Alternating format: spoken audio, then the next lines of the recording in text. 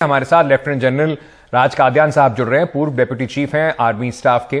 मंजू सेठ पूर्व राजदूत हैं, वो भी हमारे साथ इस वक्त जुड़ रही हैं। विंग कमांडर रिटायर्ड अनुपमा आचार्य प्रवक्ता हैं कांग्रेस पार्टी की, वो इस वक्त हमारे साथ हैं। प्रकाश चंद्र शर्मा नेता हैं भारतीय जनता पार्टी के, वो भी हमारे साथ हैं। आप सभी का बहुत बहुत स्वागत।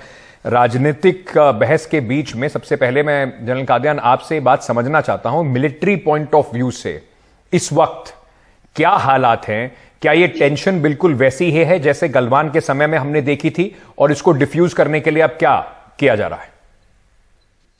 नहीं, गलवान जैसी हालत नहीं है।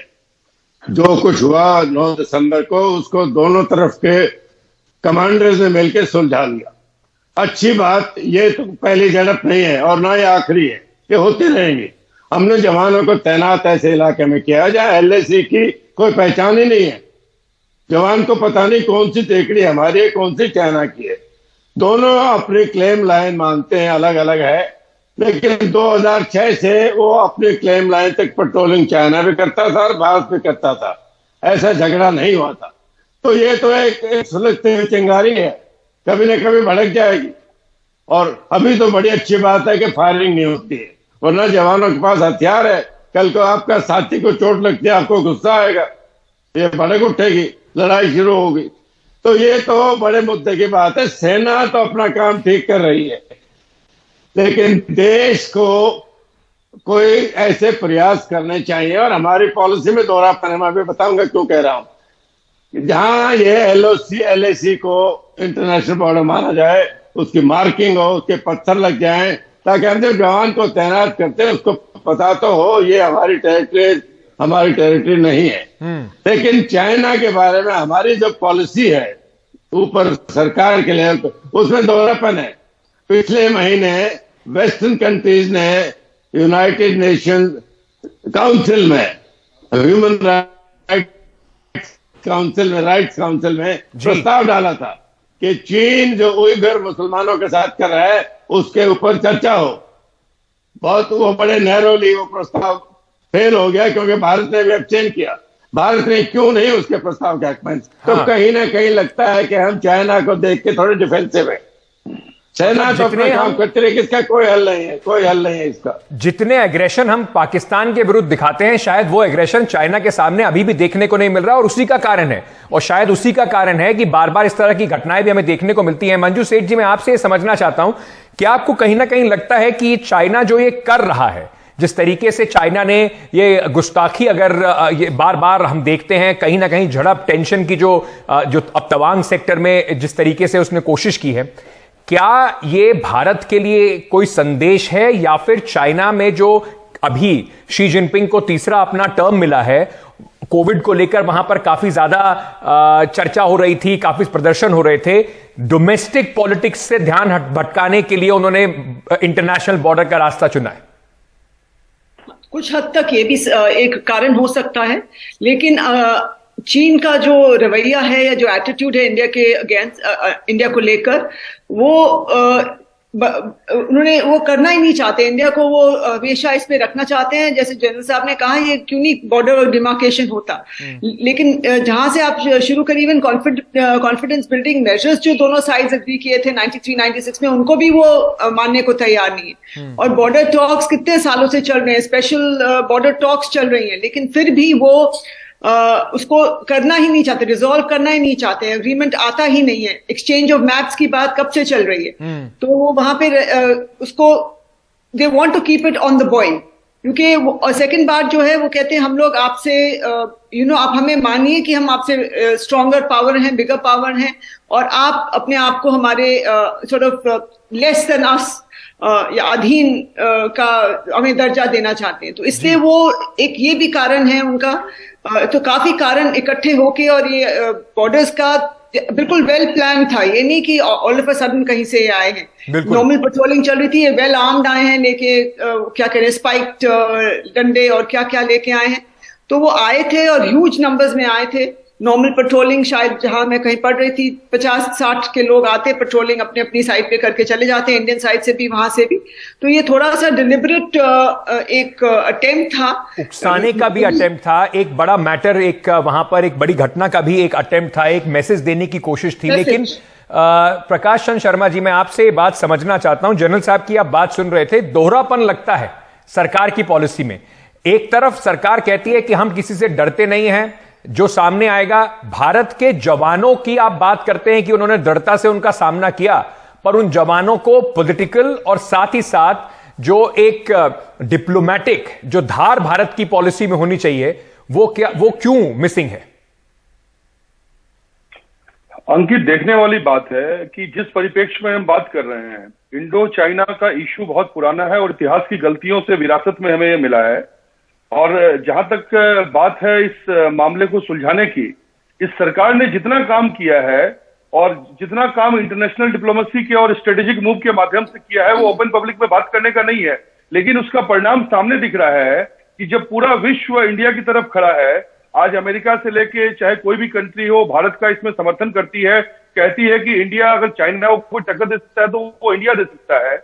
और जिस तरह से हमने पिछले जितनी झड़पें हुई हैं, तकनीक के माध्यम से बॉर्डर मैनेजमेंट को जितना सुदृढ़ किया गया है, रियल टाइम डेटा आ रहा है, और 9 तारीख को घटना हुई और आज मतलब पार्लियामेंट में इसका जवाब दिया जा रहा है। विपक्ष एक प्रोपेगेंडा के माध्यम से, एक अपनी गलतियों को छुपाने के माध्यम से, एक भ्रम फैलाने के नाम पे भारतीय जवानों को, भारतीय सेना को, भारतीय सरकार को नीचा दिखाने का काम कर रही है। सर, ये भारतीय जवानों को नीचा कैसे दिखा रही है? विपक्ष अगर आपसे सवाल पूछता है, क्योंकि आपकी सरकार बार बार ये बात आके कहती रहती है कुछ हुआ ही नहीं, चाइना कभी आया ही नहीं, हमारा तो वो इलाका ही नहीं, हमारे पास किसी ने हमारी जमीन का 1 इंच नहीं लिया, और उसके बाद जब मौका आता है इंटरनेशनल फोरम में चाइना के खिलाफ लामबंदी करने का, तो भारत एब्सटेन कर जाता है। तो कहीं ना कहीं ये सवाल तो जरूर पूछा जाएगा ना कि क्या कुछ डर है? अंकित, समझने वाली बात है, कुछ चीजें ऐसी होती हैं जो ओपन पर्दे पे नहीं पूछी जाती है और परसेप्शन पे बात नहीं की जाती है। आपको जिस चीज का पूरा नॉलेज नहीं है, जिसपे पूरा होमवर्क नहीं है, उस पर बात करने का और इस अधिकार से बात करने का कोई अधिकार नहीं है। देखने वाली बात है, भारतीय सेना की जहां तक मैंने बात की, आज हमारे रक्षा मंत्री ने बयान दिया, कल सेना ने बयान दिया और बड़ा बोल्ड जवान बयान दिया। जब घटना हुई तो सबसे पहले भारतीय सैनिक था। हमें अपने इरादों से ये श्योर करना चाहिए कि हम उनकी हौसला अफजाई करें। उस टफ टेरेन में लगातार उन्होंने देश को बचाने का काम किया है। चाइना 1 इंच नहीं घुस पा रहा है। इस बात पे हौसला अफजाई करना पूरे देश की जिम्मेदारी है। और जो आप बता रहे हैं बिना होमवर्क के, शायद वो स्पोक्स पर्सन की प्रॉब्लम होती होगी सर। कम से कम हम अगर कुछ लेके बैठते हैं तो उस पर अपना पूरा गुणागणित करके बैठते हैं। मैं आपसे ये समझना चाहता हूं, जवानों के हौसले को तो बढ़ाया जाए, लेकिन क्यों जवान हमेशा ऐसी स्थिति में रहें कि उन्हें इस तरह की चीजों का सामना करना पड़े? उसके लिए सरकार क्या कर रही है? क्या यह सवाल वाजिब नहीं है? देखिए, सरकार जो कर रही है सबके सामने है। सरकार ने बॉर्डर मैनेजमेंट को, मैंने अभी पहले भी कहा आपसे, कि लगातार जिस तरह से चीजों को मजबूत किया है, चाहे वो तकनीक के माध्यम से हो, चाहे वो डिप्लोमेसी के माध्यम से हो, चाहे डिप्लोमेसी के माध्यम से हो, ये लगातार चीजें मजबूत होने का काम किया है और इसका परिणाम हमारे सामने है। सरकार लगातार, अनुपमा आचार्य जी, कोशिश कर रही है बॉर्डर मैनेजमेंट को बेहतर बनाने की। सरकार कोशिश कर रही है जवानों को और बेहतर सुविधाएं देने की, और डिप्लोमेटिक और साथ ही साथ राजनीतिक तौर पर सरकार ने बहुत बदलाव कर दिए हैं। क्योंकि अगर विपक्ष सवाल पूछता है तो वो बार बार कहते हैं कि 4 उंगलियां देख लीजिए कि आपने इतिहास में क्या किया, हमारा काम बहुत बेहतर है, ऐसा सरकार का आर्ग्यूमेंट है। अंकित जी, मेरा नाम अनुमा है और मुझे अच्छा लगा जब आप लेखा जोखा पूरा दे रहे थे 2017 से, तो उसमें आप एक ऐतिहासिक रूप से आत्मघाती बयान आपने नहीं बोला कि ना कोई घुसा है ना घुस आया है। ये प्रधानमंत्री ने बयान दिया था जब चीन हमारे यहाँ था और उसने हमारे सैनिकों के साथ उनके ऊपर हमला किया था। और उसके बाद हमने देखा कि मिलिट्री लेवल पे 16 राउंड की टॉक्स अब तक हो चुकी हैं, लेकिन कूटनैतिक लेवल पे और रक्षा मंत्री के लेवल पे तो एक ही बार सितंबर 2020 में रक्षा मंत्री गए थे, तब बात हुई थी और उसके बाद मौके भी मिले। अभी सितंबर के महीने में एससीओ के मीटिंग में प्रधानमंत्री बात कर सकते थे, लेकिन प्रधानमंत्री तो कुट्टी कुट्टी खेल रहे थे, वो तो गए ही नहीं, फटके ही नहीं हो चीन के राष्ट्रपति के पास। तो हमारी सेना के उस शौर्य को जो फोर्स मल्टीप्लाई करना चाहिए राजनीतिक विल से, वो करने के बजाय 2021 में कैलाश रेंज जैसी एडवांटेजियस पोजीशन से हमारी सेना को हटा दिया। हमारी सेना के शूरवीरता का ये आप सिला देंगे कि उनके पास पहन के जाके और कॉम्बैट जैकेट पहन के आप उनके पास जाके गाने गाएं, लेकिन जब सेना को आपकी कूटनीति की जरूरत हो, जब हमारे सेना की वीरता को आपके राजनीतिक विल की जरूरत हो, उस समय आप भाग खड़े हो। अनुपमा जी, लेकिन एक सवाल फिर ये उठता है ऑपोजिशन से भी कि जब इस तरह की कोई घटना होती है तो ऑपोजिशन का भी सारा जो फोकस होता है वो प्रधानमंत्री नरेंद्र मोदी को पर्सनली टारगेट करने में, उन्होंने क्या किया, उन्होंने क्या पहना, उन्होंने कहां पे क्या कहा, उस पर चला जाता है, ना कि कुछ कंस्ट्रक्टिव या फिर सरकार के साथ बैठकर इस जो आप कह रही हैं कि किस तरीके से राजनीतिक कूटनीतिक बातचीत होनी चाहिए उसे करने में।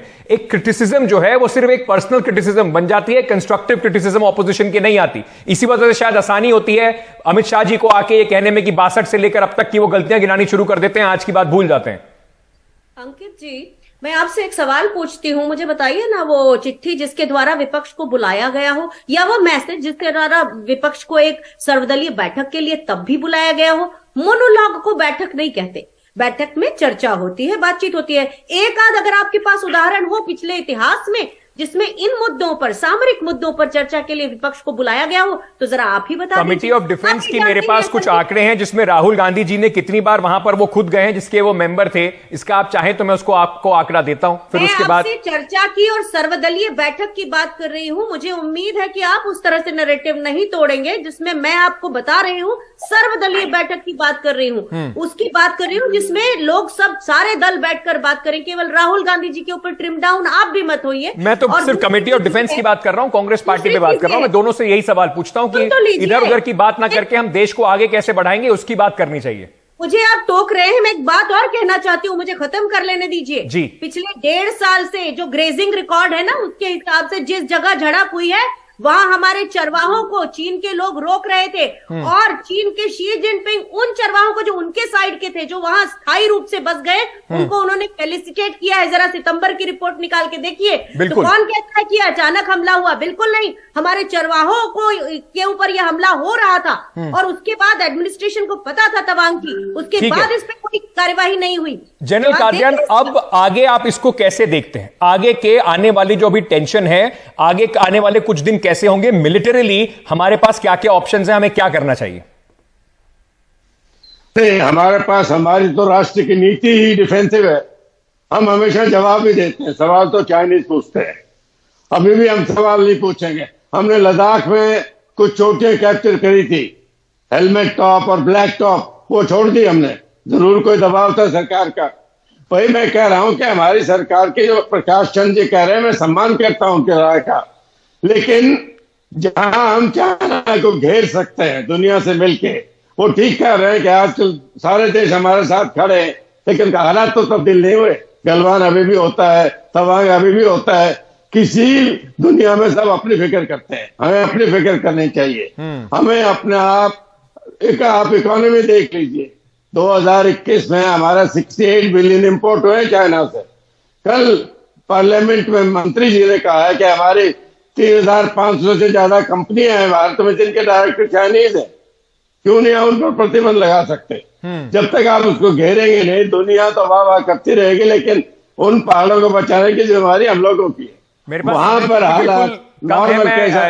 प्रकाश चंद जी, आपसे क्योंकि ये सवाल, जनरल कादियान तो ना ऑपोजिशन है, ना आपकी तरफ से आप सोचेंगे कि बिना होमवर्क करे हुए कोई जर्नलिस्ट हैं, उनको तो इसका खुद का बहुत एक्सपीरियंस है मिलिट्री का। उनकी आपने बात सुन ली, उन्होंने तो सीधा सीधा आपको बताया कि सरकार की पॉलिसी जो है वो बहुत डिफेंसिव है।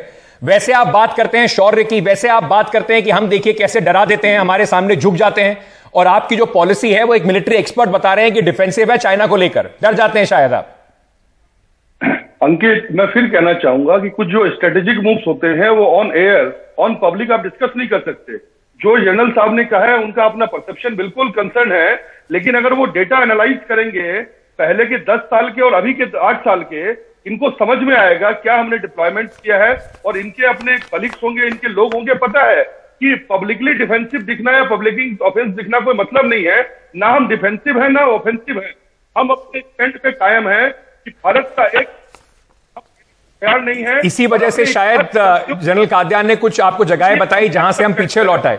दिक्कत सारी ये है कि हम लोग, ये शायद मेरी भी दिक्कत हो, आपकी भी दिक्कत होती है कि सिर्फ स्पोक्स पर्सन को, राजनीतिक पार्टियों को सब एक्सपर्ट, सब डेटा समझ में आता है। जो उस फील्ड के एक्सपर्ट हैं, कादियान साहब जैसे, उनको शायद अभी तक वो समझ नहीं पाए। हो सकता है आपसे सुनने के बाद वो डेटा एनालाइज करके और बेहतर अगली बार तैयारी करके जरूर आएंगे। लेकिन इतने सीनियर एक्सपर्ट जो हैं फील्ड के, सरकार उनको नजरअंदाज करके, राजनीतिक फायदा आपको विपक्ष के ऊपर हमला करने से मिलेगा, एक्सपर्ट्स के शायद उनके ऊपर हमला करने से, उनकी बात को नजरअंदाज करने से देश को और सरकार को कुछ फायदा मिलने वाला है नहीं। बहुत बहुत शुक्रिया आप सभी का हमारे साथ जुड़ने के लिए।